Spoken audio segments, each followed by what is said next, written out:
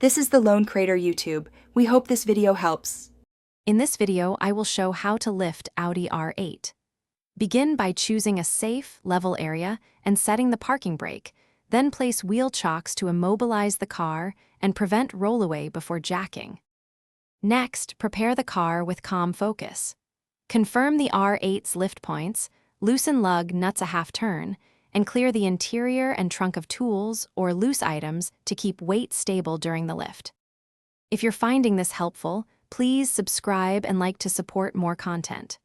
Quick recommendation: grab Little Tree's black ice to keep your car smelling sharp after working under the hood.